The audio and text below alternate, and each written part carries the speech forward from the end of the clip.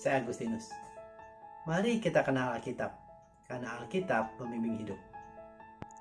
Dalam Alkitab, banyak tokoh yang mempunyai kelebihan dan kekurangannya masing-masing. Karakter-karakter mereka memperkaya Alkitab. Kita bisa belajar banyak dari karakter tokoh-tokoh Alkitab ini. Pada kesempatan kali ini, kita akan membahas tentang Ezra.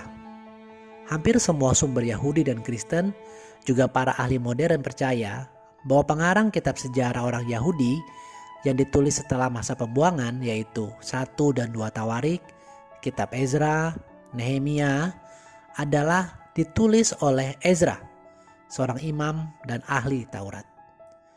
Arti nama Ezra adalah membantu atau penolong. Saat itu sekitar 538 sampai 450 sebelum Masehi. Kira-kira 48 tahun setelah Raja Nebukadnezar menghancurkan Yerusalem dan mengirim orang Israel ke Babel sebagai tawanan. Raja Nebukadnezar telah meninggal pada tahun 562 sebelum Masehi. Ketika Raja Kores dari Persia menggulingkan penerusnya. Kemudian Raja Sirus mengizinkan orang-orang Yahudi untuk kembali ke Yerusalem pada tahun 539 sebelum Masehi. Mereka memberi lebih dari 5.400 artefak, kuil, emas, dan perak yang dicuri oleh Nebukadnezar dari Bait Allah dengan harapan mendapatkan persetujuan mereka. Orang Israel mulai kembali membangun Bait Suci mengikuti instruksi dari zaman masa Raja Daud. Pada kitab Ezra bab 4 dijelaskan bahwa muncul oposisi atau penentang dari penduduk setempat dengan kampanye, menuduh, ataupun rumor sehingga menghentikan sementara proyek itu. Juga terjadi oposisi lebih lanjut dari Raja Persia yaitu Xerxes dan anaknya Artaxerxes. Mereka takut pembangunan kembali Bait Suci akan membuat kerajaan Israel kuat seperti zamannya masa Salomo. Bait Suci selesai dan didedikasikan pada tahun 515 sebelum Masehi, tepat pada waktu perayaan Paskah tahunan pembebasan bangsa Israel dari Mesir. Teman-teman, teladan yang kita bisa ambil dari Ezra adalah tidak menyerah.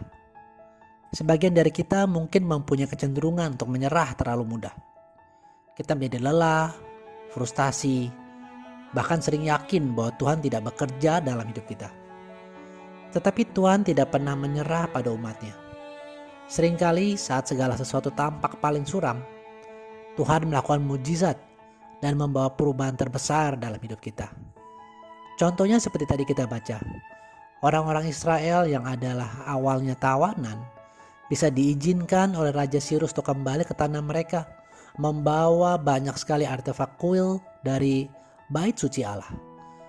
Ingatlah akan janji Tuhan ini dari Lukas 1 ayat 37.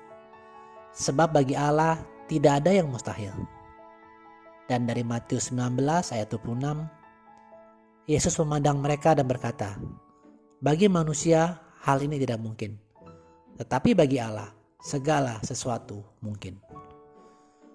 Mungkin saat ini Anda sedang menghadapi tantangan di pekerjaan, permasalahan yang rumit di rumah tangga, atau sakit penyakit, atau anak-anak tidak mau mendengar yang perkataan, ataupun ada hal-hal lain yang sedang Anda hadapi dan Anda merasa begitu berat, begitu sulit di luar kemampuan Anda. Namun teman-teman, saat Anda mendengar firman hari ini, bangunlah iman Anda di dalam Kristus Yesus dan perkatakanlah dengan lantang bahwa bagi Allah segala sesuatu mungkin. Dan ingatlah janji Tuhan Yesus kepada kita ini. Dan ketahuilah, aku menyertai kamu senantiasa sampai kepada akhir zaman. Teman-teman, jalanilah dengan iman kepada Kristus dan alami kasih dan pertolongan Tuhan di dalam hidupmu. Terima kasih sudah menyaksikan. Mohon like dan subscribe untuk membantu channel ini bertumbuh dan firman Tuhan semakin diwartakan. Sampai bertemu pada video Kenal Alkitab Rabu depan. Kasih karunia Tuhan Yesus Kristus menyertai Anda sekalian. Amin.